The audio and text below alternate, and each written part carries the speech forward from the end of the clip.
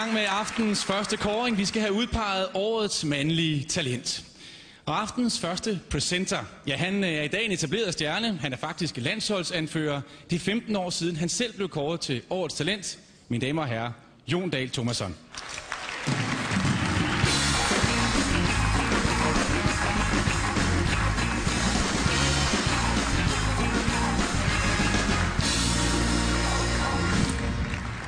God aften alle sammen. Jeg er utrolig stolt og også glad for at kunne stå her i dag for at overrække årets talentpris for mænd 2009.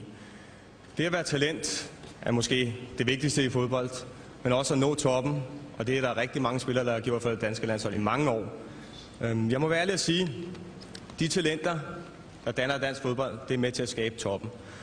Udover det, så synes jeg, at der bliver lavet fremragende arbejde i de danske klubber rundt omkring, og det ser vi, ualmindeligt mange eksempler på rundt omkring i verden, og de præsterer fantastisk for deres klubhold i udlandet. De 3 nominerede er Simon Kjær, Palermo.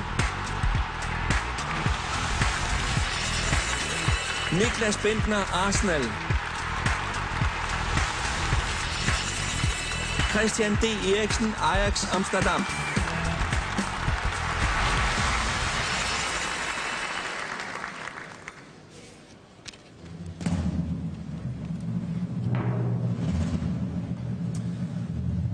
årets talent for det mandlige 2009 går til Simon Kjær.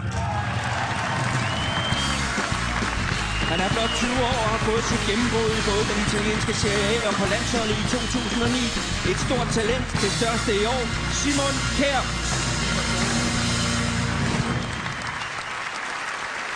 Mange tak. Jamen, jeg er utrolig stolt og utrolig glad, at jeg kan være her i dag, og ikke mindst få den her pris. Hvis jeg kan opnå det samme, som Jon har gjort indtil videre med, om 15 år jeg kan være, anfører på A-landshold, jamen så vil jeg være glad og stolt. Jeg vil selvfølgelig gerne takke min familie og dem, der støtter mig omkring det her, og så ellers mange tak. Mine damer og herrer, årets talent 2009, Simon Kjær.